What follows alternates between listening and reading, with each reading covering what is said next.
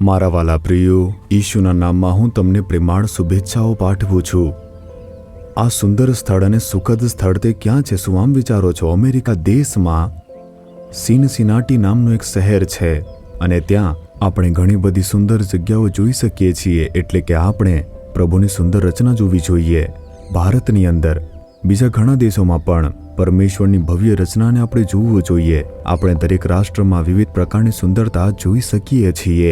તેથી જ જ્યારે તમે આ જગ્યાઓ જુઓ છો ત્યારે પ્રભુની સ્તુતિ કરવી જ જોઈએ।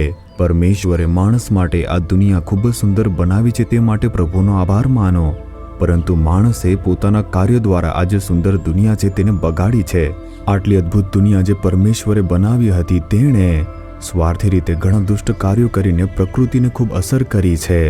આપણે રક્ષણ કરવું જોઈએ। પ્રકૃતિ એવી વસ્તુ છે જે પ્રભુ દ્વારા બનાવવામાં આવી છે।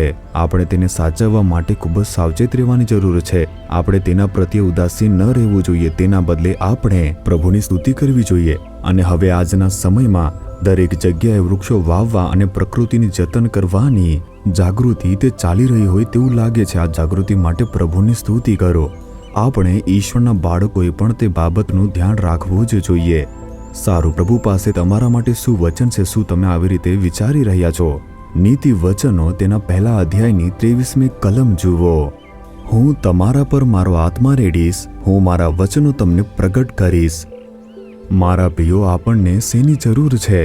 પવિત્ર આત્માની છે। ઈશ્વર આપણને પોતાનો આત્મા આપે છે। હું મારો આત્મા તમારા પર રેડીશ। જ્યારે પ્રભુનો આત્મા આવે છે, પ્રેરિતોના કૃત્યો 1:8માં જોઈએ છીએ, જ્યારે પવિત્ર આત્મા તમારા પર આવશે ત્યારે તમને શક્તિ પ્રાપ્ત થશે। તો આ દુનિયામાં રહેવા માટે આપણને શક્તિની જરૂર છે। આધ્યાત્મિક શક્તિ છે, કારણ કે આપણને આધ્યાત્મિક દુનિયા સાથે સંઘર્ષ કરવો પડે છે। તે પાપનો સંઘર્ષ છે, તે સમસ્યાઓનો સંઘર્ષ છે। માણસો દ્વારા સંઘર્ષો આવતા રહે છે, દરરોજ તેનો સામનો કરીએ છીએ ને। આ બધાને દૂર કરવા આપણને શક્તિની જરૂર છે। તેથી જ પ્રભુ કહી રહ્યા છે, હું મારો આત્મા તમારા પર રેડીશ। જ્યારે પવિત્ર આત્મા આવશે ત્યારે આપણી પાસે પાપ દૂર કરવાની શક્તિ આવશે, ભય દૂર કરવાની શક્તિ આવશે, સમસ્યાઓને દૂર કરવાની શક્તિ આવશે, શૈતાનના કાર્યોને દૂર કરવાની શક્તિ આવશે। ઈશ્વરનો આત્મા આપણને તે શક્તિ આપશે અને તેના પછી જ આપણે વિજય થઈ શકીશું। તેથી જ આપણને પવિત્ર આત્માના અભિષેકની જરૂર છે। અને તેથી પ્રભુ કહે છે, હું તમારા પર મારો આત્મા રેડીશ। દરરોજ સવારે તમારે ઘરેથી નીકળતા પહેલા પવિત્ર આત્માની શક્તિથી અને સામર્થ્યથી ભરપૂર થવું જોઈએ। તો જ તમે આખા દિવસમાં વિજય બની શકો છો। અને તેથી જ હે પ્રભુ, તમારા આત્માને મારા પર રેડો, મને તમારા પવિત્ર આત્માથી ભરી દો। દરરોજ જ્યારે હું સવારે ઉઠું છું ત્યારે હું અભિષેક માટે પ્રાર્થના કરું છું। મને આજે તમારા આત્માની શક્તિની જરૂર છે। મને આજની સમસ્યાઓ અને સંઘર્ષો દૂર કરવા માટે તમારી શક્તિની જરૂર છે। હું એવી રીતે પ્રાર્થના કરું છું અને પ્રભુના આત્માને મને ભરવા માટે સ્થાન આપું છું। બીજું, પ્રભુ કહી રહ્યા છે, હું મારા વચનો તમને જણાવીશ।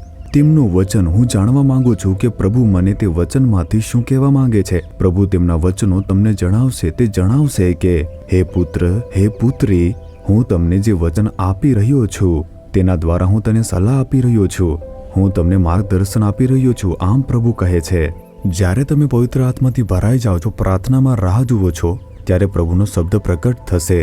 શું તમને કોઈ સમસ્યાનો ડર છે? તેના વિશે શું કરવું આમ વિચારો છો? તે એક સંઘર્ષ છે એમ વિચારી રહ્યા છો? તે તમને જણાવશે કે તમારે શું કરવું જોઈએ, કેવી રીતે કરવું જોઈએ। જ્યાં સુધી તમે તેમનો અવાજ ન સાંભળો કે તેમના વચનને પ્રાપ્ત ન કરો, ત્યાં સુધી તમારે સતત પ્રાર્થના કરતા રહેવું જોઈએ। જેમ જેમ પ્રાર્થના કરશો, એક દિવસ પરમેશ્વર તમને તમારા કાર્યમાં માર્ગદર્શન આપશે। હું મારા વચનો તમને પ્રગટ કરીશ। શું પ્રભુએ એવી રીતે કહ્યું નથી? તે વિચારો અને પછી તેમને કહો કે તમે તમારા વચનો મને પ્રગટ કરશો, એવી રીતે તમે કહ્યું છે પ્રભુ, કૃપા કરીને મને તે જણાવો। અને આજે સવારે પણ જ્યારે પ્રાર્થના કરી ત્યારે મેં તેમને મારી સાથે વાત કરવા માટે વિનંતી કરી અને પછી હું આનંદિત થયો। આપણે દરરોજ તેમના વચનોને સ્વીકારવાની ખૂબ જ જરૂર છે। હું તમારા પર મારો આત્મા રેડીશ, હું તમને વચનો પ્રગટ કરીશ। તમારે દરરોજ પરમેશ્વરના આત્માથી ભરપૂર થવું જોઈએ, પ્રભુના વચનનો સ્વીકાર કરવો જોઈએ। પ્રભુનો હાથ તમારી સાથે રહી માર્ગદર્શન આપશે, તમે તે અનુભવી શકશો। તેથી હવે કહો, હે પ્રભુ, તમે કહ્યું છે કે તમે મારા પર આત્મા રેડશો। કૃપા કરીને આજે મારા ઉપર તમારો આત્મા રેડી દો પ્રભુ। મને તમારા આત્માથી ભરી દો અને તમારા વચનો તે મને પ્રગટ કરી દો। હું તમારા વચનોની રાહ જોઉં છું। મને તમારા વચન પ્રગટ કરો અને માર્ગદર્શન આપો। હે પિતા ઈશુના નામમાં હું પ્રાર્થના કરું છું. Amen amen. Jesus Redeems Gujarati YouTube ચેનલને સબસ્ક્રાઇબ કરો. દરેક નવા કાર્યક્રમની માહિતી મેળવવા માટે બેલ આઇકન પર ક્લિક કરો.